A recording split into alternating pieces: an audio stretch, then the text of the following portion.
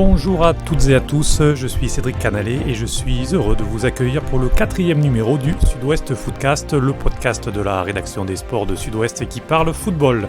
Un numéro spécial aujourd'hui consacré à l'équipe de France féminine puisque Corinne Diacre vient de dévoiler sa liste des 23 joueuses pour la Coupe du Monde qui aura lieu en France à partir du 7 juin. L'occasion donc de parler des Bleus et de ce mondial à domicile.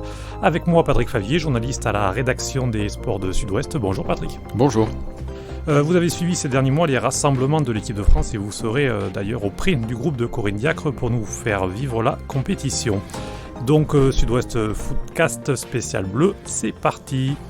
Alors la sélectionneur Corinne Diacre a lancé le compte à rebours ce jeudi soir en annonçant ses 23 joueuses devant 5 millions de téléspectateurs sur TF1. Sans surprise, les noms connus du grand public sont de la partie. Wendy Renard en défense, la capitaine Amandine Henry au milieu de terrain ou encore l'attaquante Eugénie Le Sommer. Et puis on l'attendait, et c'est désormais donc officiel, une bordelaise, l'attaquante Viviane Assey, qui n'était pas totalement sûre d'y être. Vous l'aviez confié, Patrick, en tout cas elle attendait avec impatience. Elle est dans les 23 heureuses élues. Oui, il n'y avait pas trop de doutes pour elle quand même, c'était plus par superstition ou par retenue qu'elle avait des petits doutes, mais elle était très régulièrement appelée par Corinne Diacre en tant que remplaçante. Elle a eu quelques titularisations face à des adversaires. Elle a eu, je crois, 17 de ses 30 sélections en équipe de France avec Corinne Diacre.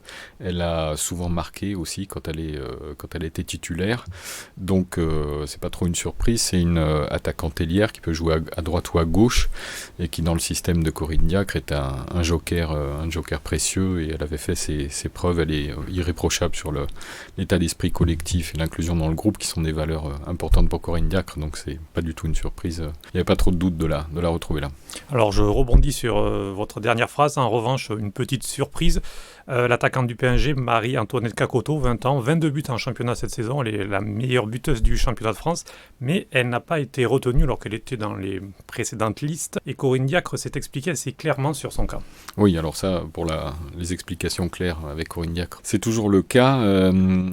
Marie-Antoinette Kakoto, elle s'était fait remonter les bretelles très sèchement par Corinne Diacre lors du dernier stage pour lequel elle avait été appelée. C'était les matchs notamment contre l'Allemagne et après contre l'Uruguay. Et Corinne Diacre lui avait reproché un manque d'investissement. Elle avait jugé qu'il y avait des choses incompréhensibles. Tout ça publiquement, hein, ça avait été diversement apprécié à ce moment-là, mais elle aime bien piquer ses joueuses. Il s'avère que contre l'Allemagne, Marie-Antoinette Kakoto, même après le match, avait eu des critiques de la sélectionneuse pour la façon dont elle s'était placée. Corinne Diacre avait dit elle veut jouer avec Diani comme elle joue toutes les deux au Paris Saint-Germain, leur club. Mais moi, c'est pas ce que je demande en équipe de France. C'était vraiment sec. Du coup, au stage suivant, elle n'a pas été convoquée. Elle avait été remplacée par la jeune Guingampès et Emeline Laurent, tout aussi jeune qu'elle, moins expérimentée, mais avec un autre esprit collectif, et elle s'était mieux fondue dans l'équipe, et donc le choix est logique au regard de des valeurs que défend Corinne Diacre. Alors on les compare un petit peu dans leur façon de procéder, dans leur communication. Est-ce que Corinne Diacre aussi, dans sa gestion du groupe, on peut faire un parallèle avec Didier Deschamps, le côté groupe plus qu'individualité? Alors le cas Katoto, il est amusant parce que Aimé Jacquet avait en 98 son cantonat qu'il n'avait plus appelé en équipe de France quelques mois avant. Didier Deschamps et son Karim Benzema, et donc Corinne Diacre aura sa Katoto. En fait, il y a un fil conducteur là-dedans, et Corinne Diacre s'inspire pas mal, je pense, de Didier Deschamps et d'Aimé Jacquet et de ce qui se fait en général, c'est-à-dire qu'elle privilégie vraiment l'esprit de groupe collectif au potentiel individuel des joueuses, surtout quand elle n'est pas sûre de voir ce potentiel se réaliser. Et donc dans cette liste, 7 lyonnaises, logique puisque l'OL domine le football féminin français et même européen ces dernières années avec 3 succès de rang en Ligue des Champions et une nouvelle finale qui est au programme le 18 mai contre le FC Barcelone. Du coup, les lyonnaises, il faut tout de même le préciser, vont manquer le début de la préparation pour cette finale. Voilà, le championnat se termine ce samedi et dimanche. Ensuite, il y a encore la Coupe de France à jouer entre Lyon et Lille le 8 mai, mais les Lilloises ne sont pas concernées. Et ensuite, la finale de la Ligue des Champions qui termine la saison le 18 mai entre Lyon et Barcelone. Donc cette lyonnaise, oui, est parmi les joueuses les plus expérimentées. L'ossature de l'équipe, oui, qui rejoindra donc l'équipe de France en stage. Alors la France est quatrième au classement FIFA et joue à domicile. Du coup, difficile de se cacher. Le président de la Fédération française ne le fait pas d'ailleurs. Noël Le Graët a fixé la finale qui aura lieu à Lyon le 7 juillet pour, je cite, profiter de cette chance unique que représente une Coupe du Monde en France. Corignac, qui est arrivée en juillet 2017 pour préparer ce mondial d'ailleurs, est-elle en accord avec cet objectif puisqu'elle a semblé prudente au début et puis finalement elle a parlé d'échec s'il n'était pas atteint. Oui, il y a eu 2 temps dans son intervention hier. Sur le plateau du journal de TF1, elle a dit elle a rappelé ce qui est son mot d'ordre, que la France n'est pas favorite, qu'elle n'a jamais gagné aucune compétition, mais qu'évidemment l'objectif était de gagner.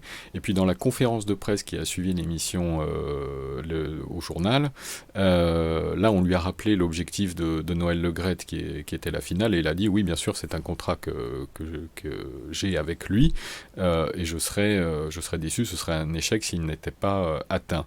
Cela dit, c'est vrai, Corinne Diacre et les joueuses le disent, elles figurent parmi les candidates à la victoire, mais elles sont pas seules favorites en tout cas. Il y a d'autres équipes qui ont une très forte expérience, et notamment les États-Unis, contre lesquelles elles risquent de tomber en quart de finale si la France et les États-Unis terminent premières de leur groupe.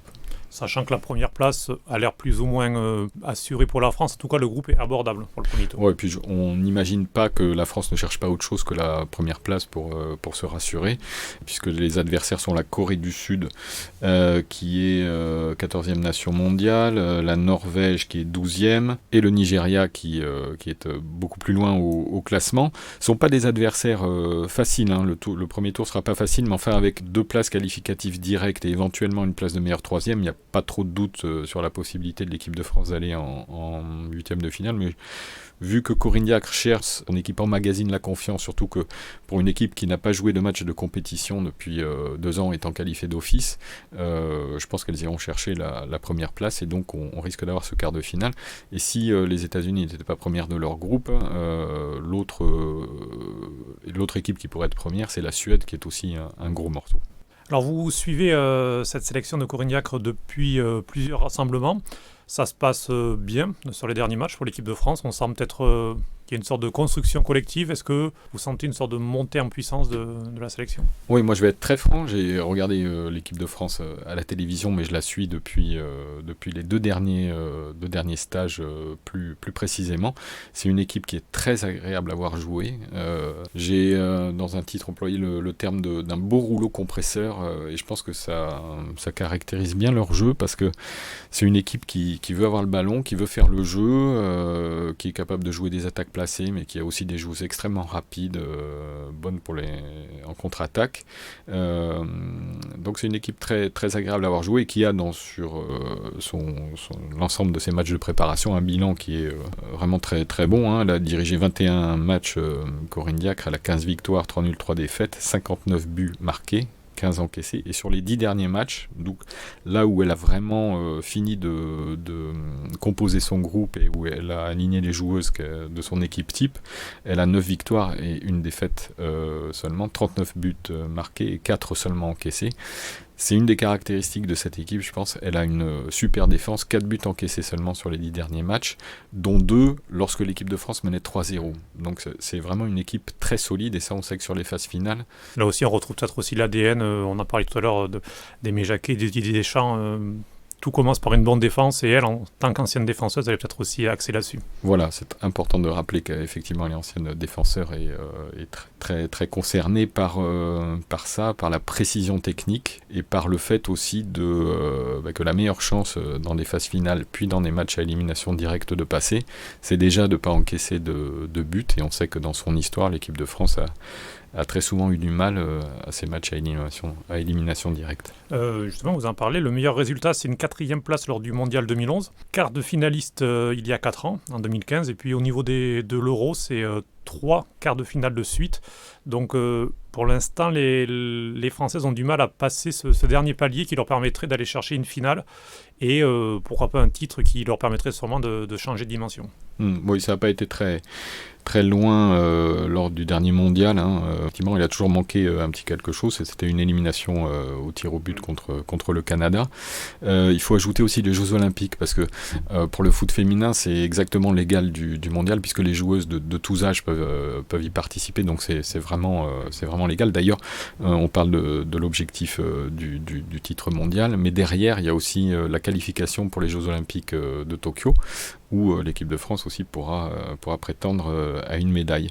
Donc effectivement, il faut passer le petit cap.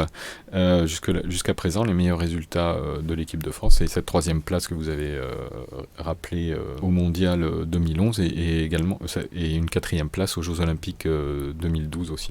Alors la liste, je le disais en ouverture, a été suivie par 5 millions de personnes, ce qui est à peu près donc l'audience du journal, ce qui montre un intérêt. La billetterie marche très très bien. Donc on sent qu'il y a une réelle attente autour des Bleus et de la compétition en France. Alors il y a une réelle attente, oui. Les stades sont... Là, on a dépassé les 50% d'occupation. Donc, mais les demi-finales et la finale, par exemple, à Lyon, sont déjà complets. On parle d'un stade à 55 000 places. L'intérêt du public, il ne fait pas trop de doute parce que déjà, lors du dernier mondial, il y avait 5 millions et demi de téléspectateurs devant le quart de finale France-Canada qui était retransmis par W9. Là, les matchs seront retransmis sur TF1, il faut le rappeler.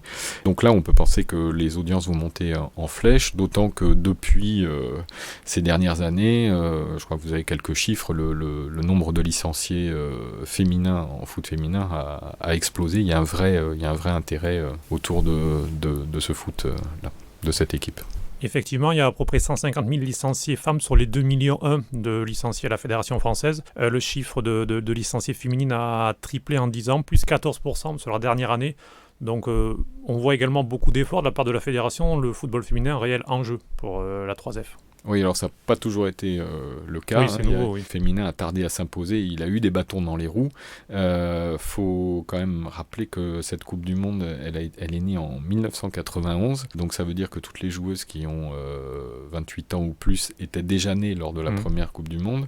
Ça n'a pas été de soi, il y a beaucoup de fédérations qui ont interdit les matchs féminins, la FIFA n'a pas regardé le foot féminin d'un bon oeil, c'est assez récent. Il a vraiment fallu que les filles se battent pour y arriver dans les années 80-90. Il y a même un mondial parallèle clandestin qui avait été créé. Mais là maintenant, ça attire un public, ça attire des sponsors. Il y a le business qui vient au secours un peu du foot féminin. Et c'est tant mieux parce que c'est un foot qui est très agréable à voir. Et malheureusement, il ne sera pas vu dans la région puisqu'il n'y aura pas de match ni à Bordeaux ni à Toulouse. Pour aller voir ce mondial, ce sera Rennes, Montpellier. Rennes ou Montpellier, ouais, les deux plus proches. Ouais. Ou alors Lyon en prenant l'autoroute, mais ça fait un petit peu loin. C'est une petite peut-être déception.